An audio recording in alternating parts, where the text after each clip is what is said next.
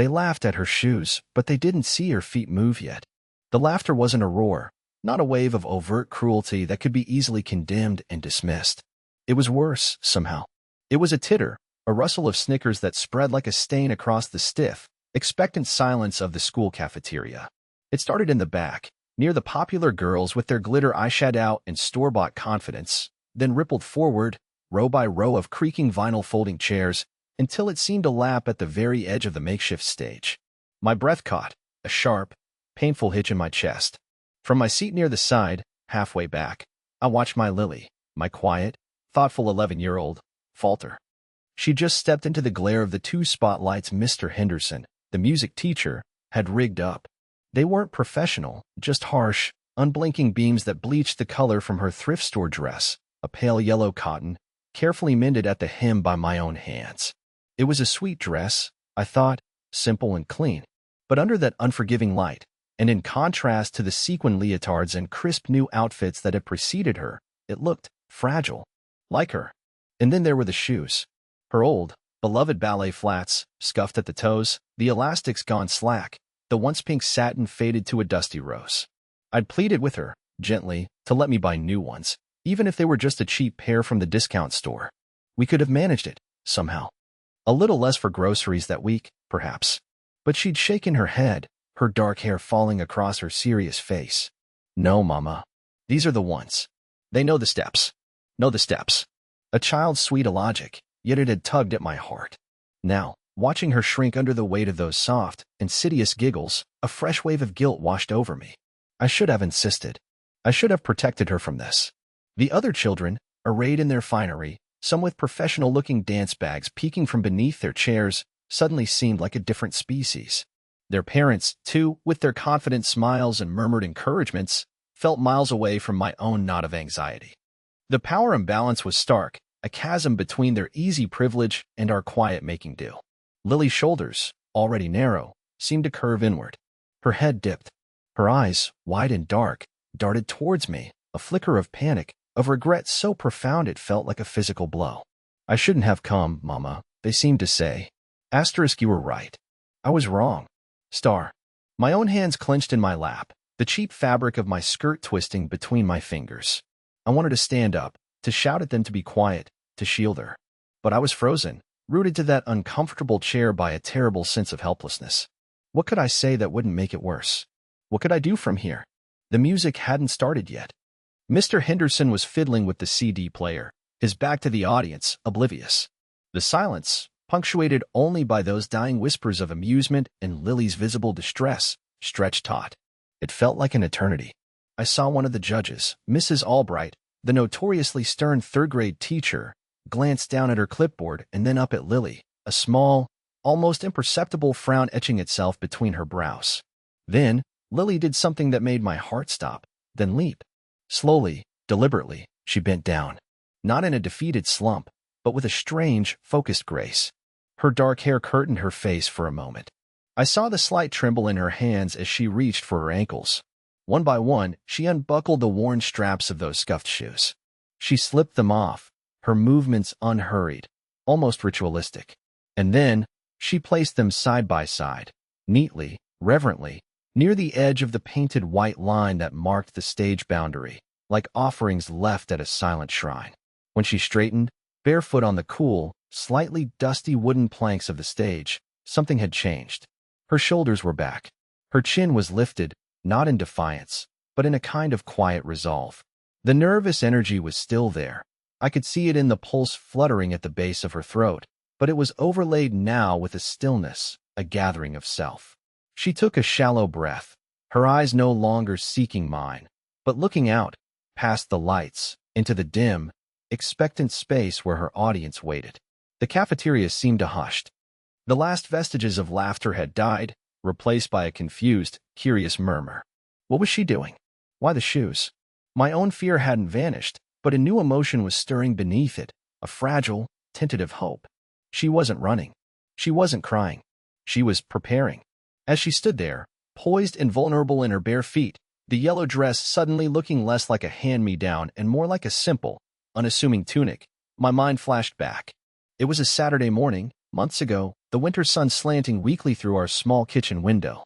I'd come in from hanging laundry, the scent of cold air still clinging to me, and found her there, barefoot on the worn, checkered linoleum.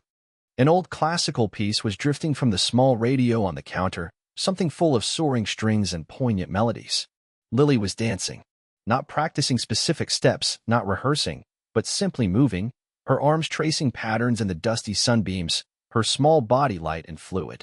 There was such unself-conscious joy in her face, such a pure, untroubled connection to the music, that I'd stopped in the doorway, my heart swelling with a love so fierce it almost hurt.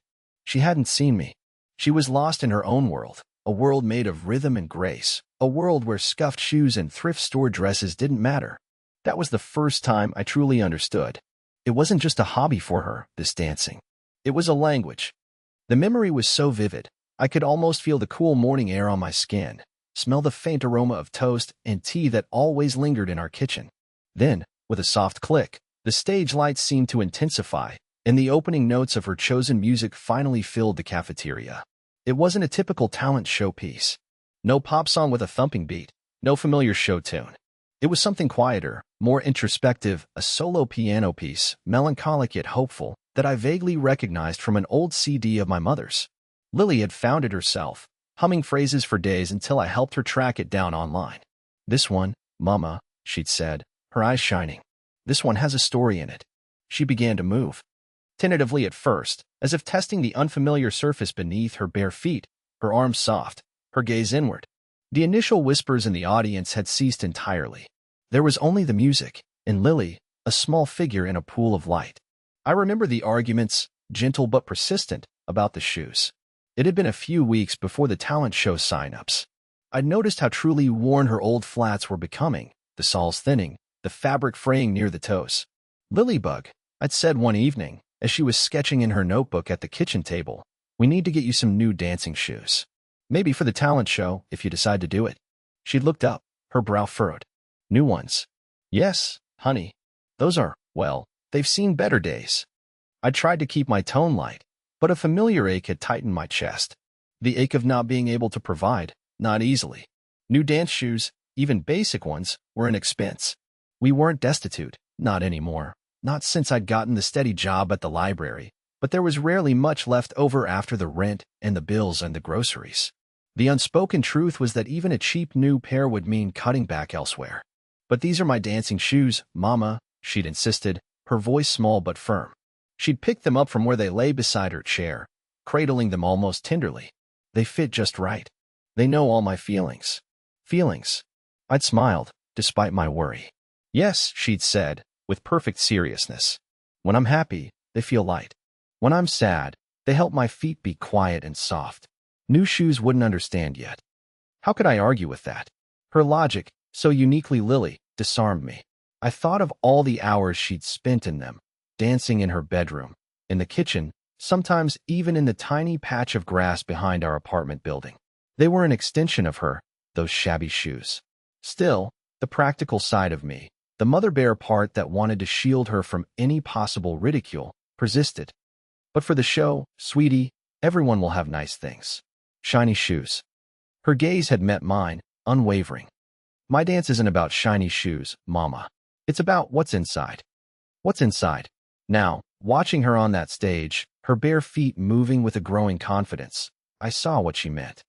The initial hesitation was melting away, replaced by a fluid grace that seemed to emanate from her very core. Her arms swept out, her small hands carving the air, not with the practiced precision of some of the other dancers, but with an honesty and emotional weight that was startling. My own worries, the constant hum of anxiety about bills, about perception, about whether I was doing enough, being enough for her, began to recede. They were still there, like shadows in the corners of the room, but Lily's light was pushing them back. She wasn't just my daughter up there. She was an artist, a storyteller. And I, her mother, felt a swell of pride so profound it almost choked me. This was her choice, her statement. The worn dress, the bare feet, they weren't symbols of what we lacked, but of what she had, an authenticity that couldn't be bought or manufactured. I let my gaze drift across the audience. The rows of faces were rapt. The girl with the glitter eyeshadow who had started the snickering now sat with her lips slightly parted, her own perfectly choreographed routine from earlier seemingly forgotten.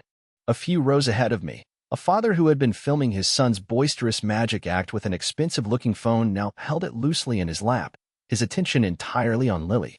Even Mrs. Albright, the stern judge, had put down her pen. Her head was tilted, a look of thoughtful surprise softening her usually severe features. The music swelled, a particularly poignant passage, and Lily's movements became more expansive. She spun, not a dizzying series of perfect pirouettes, but a slow, expressive turn that seemed to gather all the light and emotion in the room towards her. Her thrift store dress, the pale yellow one, swirled around her bare legs, no longer looking fragile, but ethereal, like moth wings in the spotlight. Another memory surfaced, sharper this time, more recent. The evening she'd finalized her choreography.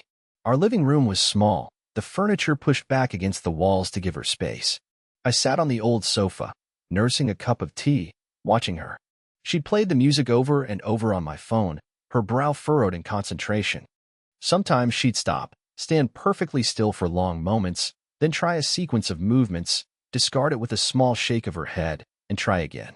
"What are you thinking about, sweetie, when you make the steps?" I'd asked. She'd paused, her chest rising and falling with her breath. "I'm thinking about the story in the music, Mama. It sounds a little bit lonely at first, like someone looking for something. But then it gets stronger, like they found it, or maybe they found out they had it all along. And what are they looking for?" She looked at me then, her eyes deep and serious. "I think they're just looking for a way to be themselves. Truly themselves. Without anyone telling them how." Her words echoed in my mind now, overlaying the image of her on stage. This wasn't just a dance, it was a declaration. Her quiet, resolute way of being herself. The choice of music, the self-choreographed steps, the refusal of new shoes, the decision to cast them aside, it all coalesced into a single, powerful statement. A statement made not with words, but with the eloquent language of her body, her spirit. I thought of my own youth, the times I'd shrunk, the times I'd let fear of judgment silence me or steer me away from what I truly wanted. The small compromises, the muted desires. Had I passed some of that fear onto her? The thought was a familiar pang. But watching Lily now, I saw a strength, a clarity of self that I wasn't sure I'd ever possessed at her age, or perhaps even now. She was her own person, charting her own course, barefoot and brave. The music built towards its crescendo. Lily's movements, which had started with a quiet introspection, now filled the stage. There was a surprising power in her small frame, a resilience that flowed through every extension of her limbs, every arch of her back, every heartfelt expression that crossed her face. It wasn't about technical perfection. I knew some of the other children who'd performed earlier were more polished, their training more apparent. But Lily had soul. She danced from that place deep inside, the place she said her old shoes understood. Her bare feet patted softly on the wooden planks, almost silent, yet each step seemed to resonate through the hushed room. They were no longer just feet. They were conduits of emotion, grounding her story to the earth while her spirit soared. I saw a few of her classmates, children who had perhaps joined in the earlier, thoughtless laughter, now leaning forward in their seats, their eyes wide. There was no mockery in their faces now, only a kind of odd curiosity. They were seeing her, really seeing her, perhaps for the first time. Not just the quiet girl with the mended dress, but someone with a hidden, beautiful world inside her. The stage lights seemed to cast a halo around her dark hair. The yellow dress, in its simplicity, seemed to glow. Even the scuffed ballet flats, resting quietly by the curtain's edge, took on a different significance. They weren't a mark of poverty or neglect, but a symbol of her journey, of her quiet defiance of superficial expectations. They were the cocoon she had shed to reveal the butterfly. My own quiet worry, the constant companion of my motherhood, began to transform. It wasn't gone, but it was no longer a leaden weight. Instead, it felt lighter, infused with a fierce, almost breathtaking pride. The fear of her being hurt, of her being misunderstood, was still a whisper, but it was drowned out by the louder, stronger pulse of my admiration for her courage. She hadn't needed me to fight her battles with words. She was fighting them with her truth, with her art. And she was winning, not by conquering others, but by conquering fear itself. The memory of her in our kitchen, dancing in the sunbeams, barefoot and joyful, returned with a fresh poignancy. This, I realized, was what she had been practicing for, not just the steps, but this feeling, this unburdened expression. The kitchen linoleum, the dusty school stage, they were just platforms for the same essential dance, the dance of her spirit. The piano notes began to soften, the melody winding down, becoming more tender, more resolved. Lily's movements mirrored the change. Her spins became slower, her gestures more contained, drawing the energy back inward. It was like watching a flower close its petals at dusk, beautiful even in its retreat. There was a moment, right before the final note, where she paused, her arms extended, her face lifted towards the lights, not in a plea, but in a quiet offering. It was a look of such profound, serene grace that it stole the breath from my lungs. In that instant, she was ageless, timeless. She was every artist who had ever bared their soul to the world, vulnerable yet unshakable. Then, the last note faded into silence. For a beat, 2 beats, the entire cafeteria remained utterly still. No coughs, no rustling programs, no shifting in chairs. Just a thick, breathless silence, the kind that hangs heavy with unspoken emotion. It was so complete, I could hear the faint hum of the fluorescent lights overhead, a sound usually lost in the daily din. Lily held her final pose, her chest gently rising and falling. She didn't break the stillness, didn't rush to bow. She simply was. Present. Complete. Then, it started. Not with a polite patter, but with a single, clear clap from the back of the room. Another joined it, then another, and then it was a wave, a surge, an eruption of applause that was nothing like the dutiful clapping that had followed the other acts. This was different. It was warm, it was genuine, it was full of surprise, of admiration, of something akin to apology for the earlier snickers. It washed over Lily, over me, over the entire room, cleansing the air. I saw Mrs. Albright, the stern judge, dabbing at the corner of her eye with a discreet finger before joining the applause, her expression unreadable but no longer severe. Mr. Henderson, who had turned around just as the dance ended, was beaming, his hands clapping enthusiastically above his head. The popular girls who had initiated the laughter were clapping too, their faces flushed, their earlier mockery replaced by a grudging, then genuine, respect. Several of Lily's own classmates were on their feet, whistling and cheering. Lily slowly lowered her arms. A small, almost shy smile touched her lips, a flicker of relief, of quiet joy. She didn't give a showbiz bow, no grand flourish. She simply inclined her head, a gesture of acknowledgement that was both humble and dignified. Then, she turned and walked towards the edge of the stage, her bare feet making soft padding sounds on the wood. She stooped and picked up her scuffed ballet flats. For a moment, I thought she might slip them back on, a concession, a return to the expected. But she didn't. She held them loosely in one hand, their worn satin a stark contrast to the sudden radiance that seemed to emanate from her. Barefoot, she walked off stage, disappearing behind the heavy velvet curtain that smelled faintly of dust and old stage makeup. The applause continued for a long moment, then gradually subsided, leaving behind a different kind of silence, one filled with reflection, with a shared experience that had touched something deeper than a school talent show typically reached. I let out a breath I hadn't realized I'd been holding, a long, shaky exhalation that carried with it weeks of pent-up anxiety. My hands were trembling slightly as I brought them together, my own applause feeling inadequate to express the immensity of what I felt. Tears pricked at my eyes, not tears of sadness or fear, but of overwhelming pride and a profound, tender love. The rest of the talent show passed in a blur. There were more acts, more songs, more dances. But something had shifted in the room. The energy was softer, more thoughtful. It was as if Lily's performance had recalibrated everyone's understanding of what it meant to be talented, what it meant to be brave. When it was all over, and the lights came up fully in the cafeteria, there was the usual buzz of parents collecting children, of friends congratulating each other. I found Lily standing quietly near the refreshment table, still barefoot, still holding her shoes.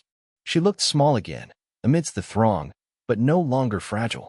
There was a new stillness about her, a quiet confidence that sat on her like a well-worn, comfortable coat. I didn't rush to her, didn't gush. I simply walked over and gently touched her shoulder. She looked up at me, her dark eyes clear and calm. "You were wonderful, Lilybug," I said softly, my voice a little thick. A small smile played on her lips. "Thanks, Mama. Are you okay?" She nodded. "My feet are a little dirty," she said, looking down at them with a touch of amusement. Then she looked at the shoes in her hand.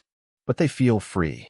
We walked home slowly in the cool evening air, the streetlights casting long shadows ahead of us. She didn't put her shoes on. She carried them, just as she had when she walked off stage. We didn't talk much. There was no need. The unspoken hung between us, a shared understanding, a quiet celebration. Later that night, After Lily was asleep, I sat by her bed for a long time, watching the gentle rise and fall of her breathing. Her old ballet flats were on her nightstand, placed there as carefully as treasured possessions. They laughed at her shoes, but now they remember her steps. And I knew, with a certainty that settled deep in my bones, that Lily would always dance to her own music, in her own way, whether the world chose to watch with laughter, or with tears, or with the stunned, respectful silence she had earned tonight. And her feet, whether bare or shod, would always know the way.